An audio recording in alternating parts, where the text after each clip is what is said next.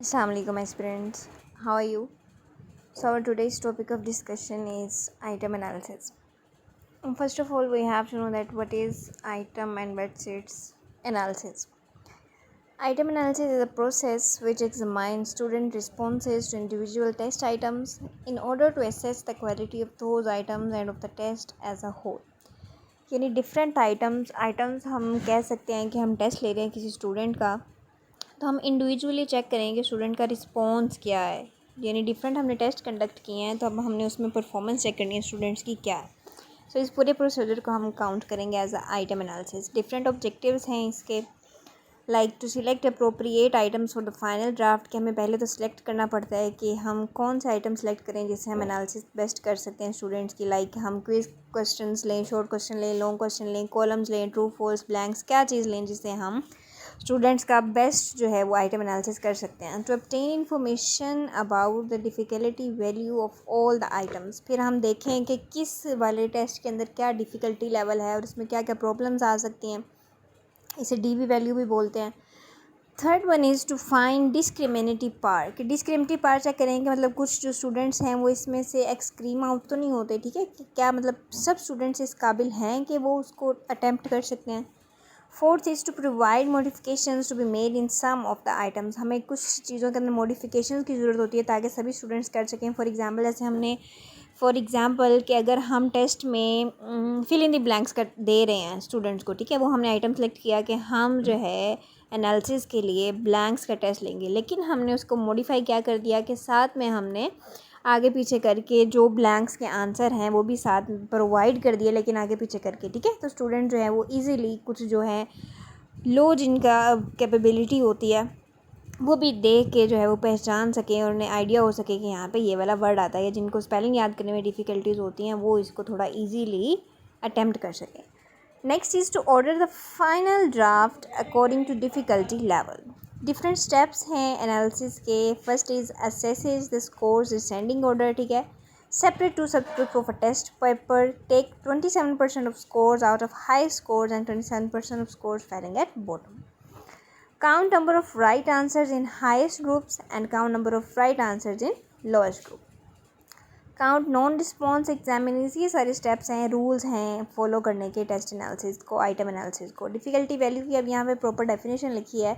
The difficulty value of an item is defined as a proportion of percentage examined who have answer the item correctly. Next इसका formula है DV is equal to RH RL। RH हमने अभी पढ़ा रहा है। RH क्या है? Heist group जो राइट आंसर्स के हैं, लोवेस्ट ग्रुप्स क्या हैं? RL जो कि राइट आंसर्स के हैं। तो ये RH RL की बात ही आगे NR है। NR का क्या मतलब है कि नॉन रिस्पॉन्सिव जो स्टूडेंट शो करते हैं टेस्ट में, यानी वो अटैम्प्ट ही नहीं करते, उसे लेंगे। और NL क्या है? जो वो अटैम्प्ट करते हैं।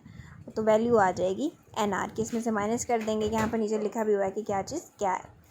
नेक्स्ट है discrimination index. Index of discrimination in the ability of an item on the basis of which the discrimination is made between superior and inferior, यानी जो ज़्यादा बच्चे अच्छे हैं और लोअर ग्रेड के बच्चे हैं उनके दरमियान में डिफरेंस क्या है सुपीरियर और इन्फीरियरिटी को लेके।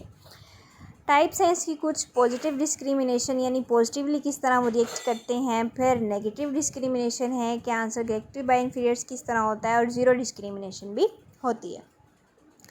Next is the criteria for selection of items. Positively discrimination index only selected, negative and zero discrimination index items are rejected, high and low difficulty items are rejected. Modern test theory क्या कहती है? एक है classical test theory और दूसरी modern test theory. ये topic भी difference का आ जाता है क्वेश्चन में, चाहे 4 नंबर का है या लॉन्ग क्वेश्चन में आए, ठीक है। ये इंपॉर्टेंट है, इसे आपने देख लेना, अच्छी तरह से सुने इसे। The test is the unit of analysis, ठीक है। The item is the unit of analysis. Classical test के अंदर टेस्ट हम एज एनालिसिस लेते हैं और मॉडर्न टेस्ट के अंदर आइटम एनालिसिस के तौर पे यूज़ होता है। measure with more items and more reliable than counterparts, measure with lesser items and more reliable than unique counterparts. Item properties depend on representative samples. Item properties don't depend on representative samples. Classical test theory जो है इसकी different categories के responses होते हैं और जो items हैं इसके डिफरेंट रिस्पॉन्सेज होते हैं डिफरेंट कैटेगरीज को लेके। Performance is predictable. Classical test theory में हम प्रिडिक्ट कर सकते हैं कि ये सिचुएशन हो सकती है, लेकिन मॉडर्न टेस्ट थ्योरी के अंदर हम इसको असेस नहीं कर सकते। based on motion of true score based on probability in motion and expected response for a person to one item.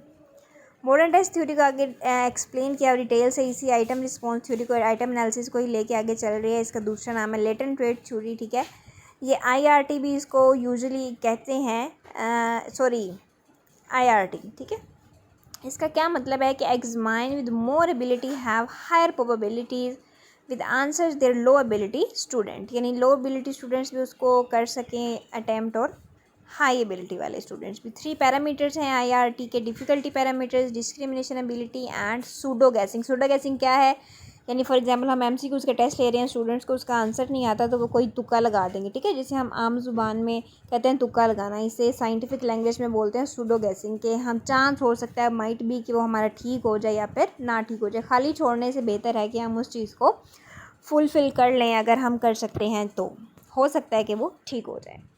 3 approaches हैं: 1 dimensional, 2 dimensional and 3 dimensional. 1 dimension says that difficulty parameters and 2 dimensional theory discusses about difficulty and discrimination parameter.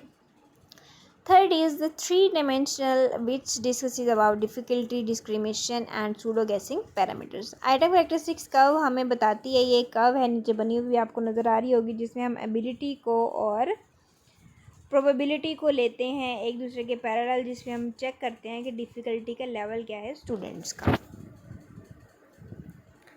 Fundamental assumption इसके क्या होते हैं: यूनिडायमेंशनलिटी, local independence होती है. Next हमारा जो discussion का टॉपिक होगा वो legal and ethical issues in psychological assessment. So हमारे साथ जुड़े रहिए और नेक्स्ट इस तरह की वीडियोस को अप्रोच करने के लिए हमारे चैनल को सब्सक्राइब कर दें. See you next video. अल्लाह हाफिज़. Take care.